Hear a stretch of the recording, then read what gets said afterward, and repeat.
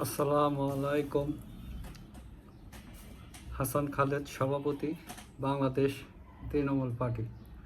দর্শক শ্রোতা, আজকে একটা কথা আপনাদের সাথে বলি।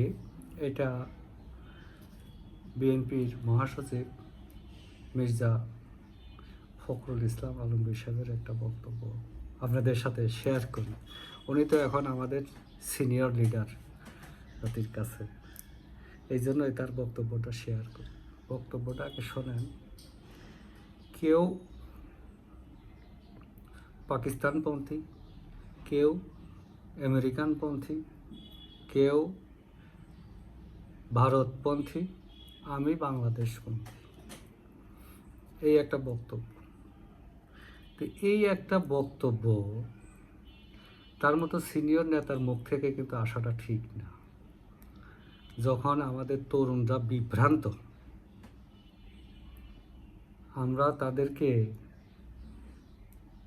যখন পৃথিবীর সকল দেশের সাথে সুসম্পর্ক রাখার কথা বলবো, তখন আমরা তাদের মগজে ঢোকায় দিচ্ছি পাকিস্তান কি, ভারত কি, আমেরিকা কি, আর বাংলাদেশ কি। আরে বাংলাদেশ তো আমার তো এটাই ঠিকানা, এটি তো আমার ইহকাল পরকালের ঠিকানা। আমি মরলে তো, আমি ওই আমেরিকা গিয়ে মরলেও তো এখানে এনে মাটি দিবে। তো এইখান থেকেই তো আমার হাসরের ময়দানে উঠতে হবে। তো বাংলাদেশ পন্থী বলা মানে কি? তাহলে অন্য কেউ আছে যেটা আমাদেরকে বিপদগামী করতে চায়, বা আমাদের উপরে তাবেদারি করতে চায়, বা আমাদেরকে ইনফ্লুয়েন্স করতে চায়। তো এই সমস্ত শিক্ষা দিলে তো আমাদের তরুণদের মানসিকতার উৎকর্ষ সাধন হবে না। আমরা এখন যেটা সাফার করতেছি, আমাদেরকে তো শিখতে হবে। যে সমস্ত দেশে ভালো শিক্ষা আছে শিখতে হবে, যে সমস্ত দেশে আইন কানুন ভালো, ওইখানে আমাদের দেখতে হবে তারা কিভাবে চালাচ্ছে। এখন কি হয়েছে বাংলাদেশপন্থী? এখন আপনি কি বলতে চান যে বাংলাদেশপন্থী মানে কি মব? বাংলাদেশপন্থী মানে কি মব? এখন তো মবই চলছে, সোনেরেশ চলছে।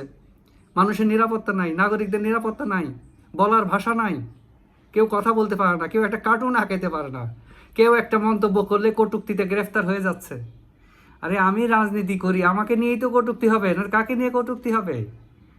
রাজনীতিতে যে লিমিট ক্রস করে তখনই দেখবেন জনগণের পক্ষ থেকে সমালোচনা চলে আসে বিভিন্নভাবে। এক একজন এক একভাবে রিয়াকশনটা প্রকাশ করে, রিয়াকশনটা প্রকাশ করে। এখানে কথা নাই, বার্তা নাই, মামলা করে দিচ্ছে। আর মির্জা ফখরুল ইসলাম আলমগীর একটা বড় দলের নেতা, উনি করছেন, আমি তার কথা সমালোচনা করলাম, বা যে কেউ তো করবেই। এখন তার কেউ সাপোর্টার আমার বিরুদ্ধে একটা মামলা করে দিল, এটা কি হইলো?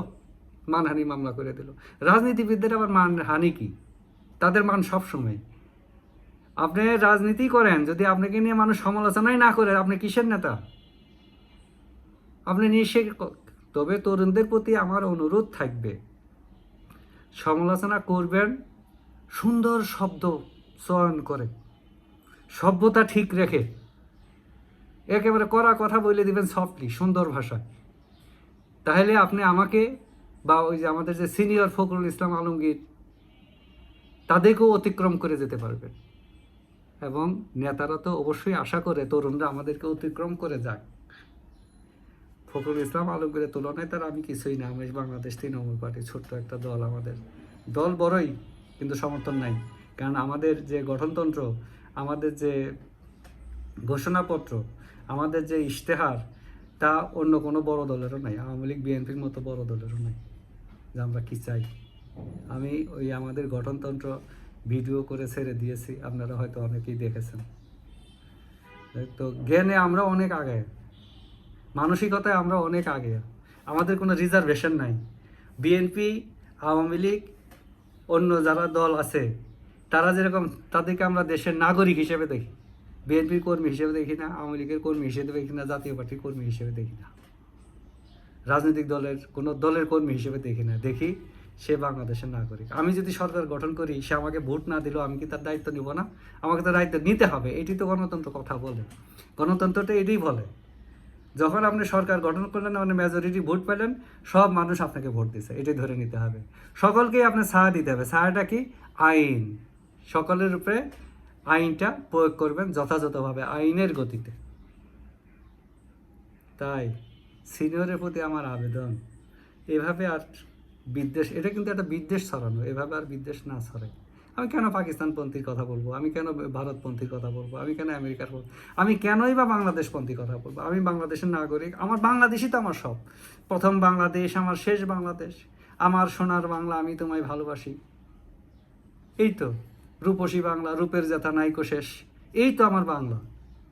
কাজে তরুণদেরকে ঐক্যবদ্ধ করার জন্য আরও ভালো ভালো কিছু কথা, আপনাদের জ্ঞান গর্ব কথা শিখান, জানান। যে যেখানে থাকি সুস্থ থাকি, ভালো থাকি, নিরাপদ থাকি। ধন্যবাদ সবাইকে।